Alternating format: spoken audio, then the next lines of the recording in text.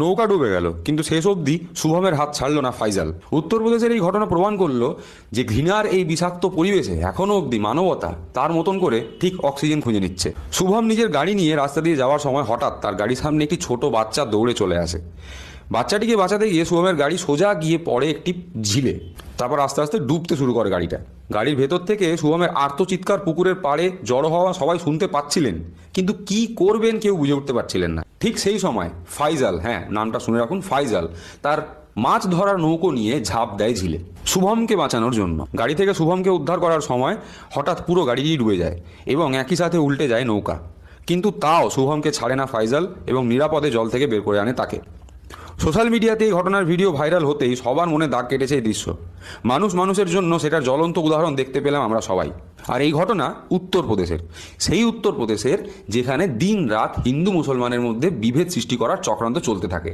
সেই উত্তরপ্রদেশ যেখান থেকে প্রায়শই খবর উঠে আসে কোনো একজন মুসলিম ব্যক্তিকে ধরে গণধোলাই দেওয়ার। সেখানেই একজন মুসলিম যুবক তার নিজের প্রাণের ঝুঁকি নিয়ে একজন হিন্দুর প্রাণ রক্ষা করছে। আচ্ছা, একজন জঙ্গির পরিচয় যখন মুসলমান হয়, তখন সমগ্র মুসলমান ধর্মকে যারা বদনাম করার জন্য ময়দানে নেমে পড়েন, তাদের কাছে আমার প্রশ্ন, এই ফাইজালের উদাহরণটা কী হবে? তাছাড়া ধরুন কাশ্মীরে যখন জঙ্গি হামলা হয়েছিল পেহেলগাঁওতে, তখনও হিন্দুদের প্রাণ রক্ষা করার জন্য একজন মুসলিম যুবক প্রাণ দিয়েছিলেন। এই উদাহরণগুলোর কী হবে? দিল্লির বিস্ফোরণে অনেক আমাদের মুসলমান সহনাগরিকও কিন্তু প্রাণ হারিয়েছেন। সেই কারণেই আমি সবসময় বলি যে নিজের দেশের সহনাগরিকদেরকে বদনাম না করে, তাদের বিরুদ্ধে বিষোদ্গার না করে, নিজের দেশের সরকারকে প্রশ্ন করুন যে বর্ডার পেরিয়ে জঙ্গিরা দেশের ভেতরে ঢোকে কিভাবে, তারা টাকা পয়সা পায়, থাকার ব্যবস্থা কিভাবে হয়ে যায় তাদের। আমাদের দেশের যে গোয়েন্দা দপ্তর রয়েছে, তারা কি গোমূত্র পান করে ঘুমোচ্ছে? নেতার কাছে এই সমস্ত প্রশ্নের উত্তর পাবেন না আপনি। নেতা আপনার কানে এসে বিষ ঢেলে যাবে, আপনাকে শেখাবে অন্য ধর্মকে কি করে গালিগালাজ করতে হয়, মসজিদের বাইরে কি করে ডিজে বাজাতে হয়। আর এইভাবে যারা বিষের ব্যবসা করে, তাদের নিজেদের চরিত্রটা কি তার উদাহরণ আপনাদের দিচ্ছি। দিল্লিতে আরএসএস মানে রাষ্ট্রীয় স্বয়ংসেবক সংঘের অফিসের বাইরে পার্কিং বানানোর জন্য একটা 1400 বছরের শিব মন্দির ভাঙার জন্য বুলডোজার পৌঁছে গেছে। বারে আমার হিন্দু প্রেম, মানে ভোটের সময় হিন্দু হিন্দু ভাই ভাই, আর ভক্তির সময় ভগবানকে জানা নাই। স্থানীয় মানুষের প্রতিবাদে আপাতত এই কাজ স্থগিত হয়েছে, তবে এখনও ওই মন্দিরের ওপর বিপদ কাটেনি, কেননা যখন তখন বুলডোজার পৌঁছে যেতে পারে বলে মনে করছেন স্থানীয়রা। सभी को जय श्री राम। ये हिंदू टेम्पल है आपका अपना झंडे वालान मंदिर में, और ये आरएसएस की बिल्डिंग है जहाँ पर अपना झंडे वालान मंदिर में। ये मंदिर का इतिहास 1400 साल पुराना है। सन 1947 से हम यहाँ बैठे हैं और यहाँ पे मंदिर की सेवा कर रहे हैं। सभी श्रद्धालु सेवादारों को दिखाइए, सभी श्रद्धालु सेवादार यहाँ पे वेट कर रहे हैं कि किसी तरीके से कि आरएसएस की कार्रवाई रुके।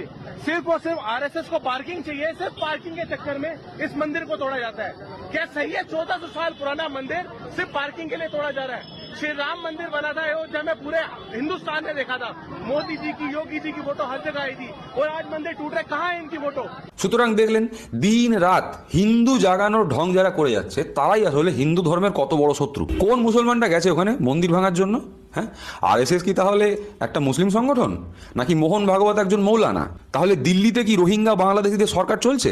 আজকে আমি এই প্রশ্ন করতে চাই। আপনাদেরকে আগেও বলেছি, আবারও বলছি, যে দল, সে রাজনৈতিক হোক বা অরাজনৈতিক হোক, যে কোনো দল যদি আপনাকে অন্য ধর্মকে ঘৃণা করতে শেখায়, তাদেরকে গালিগালাজ করতে শেখায়, তাদের থেকে আপনাকে দূরত্ব তৈরি করতে হবে, তাদেরকে সামাজিকভাবে বয়কট করতে হবে। তার বদলে যারা সত্যিকারের বিকাশের কথা বলছে, মানুষের উন্নতির কথা বলছে, তাদের হাত শক্ত করতে হবে, যাতে সাম্প্রদায়িকতার ব্যাধির থেকে বেরিয়ে আমাদের সমাজ এবং আমাদের পরিবেশ সুস্থ থাকে। আজকাল একটা খবরের চ্যানেল দেখবেন, ওই রাষ্ট্রবাদী মুসলমান খোঁজা শুরু করেছে। রাষ্ট্রবাদী মুসলমানদেরকে ডেকে ডেকে নিয়ে এসে টিভি স্টুডিওতে বসিয়ে তাদের ইন্টারভিউ নেওয়া হচ্ছে।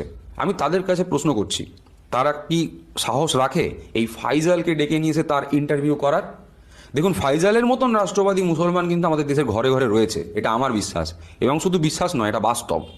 তবে যে খবরের চ্যানেলের জন্মের দোষ রয়েছে, যে জন্মান্ধ, তারা এই সমস্ত দৃশ্য দেখতে পাবে না। তাই তাদের খবরের চ্যানেলে খবরের শিরোনামেও এই ফাইজালের কথা উঠে আসবে না। আমরা বলে যাব, আমরা যারা সাম্প্রদায়িক সম্প্রীতির পক্ষে রয়েছি, আমরা যারা ভারতের সার্বভৌমত্বের পক্ষে রয়েছি, সেকুলারিজমের পক্ষে রয়েছি, লিবারালিজমের পক্ষে রয়েছি, তারা এই ধরনের উদাহরণ আপনাদের সামনে বারবার তুলে আনবো, আর এদের চক্রান্তকে বারবার নস্যাৎ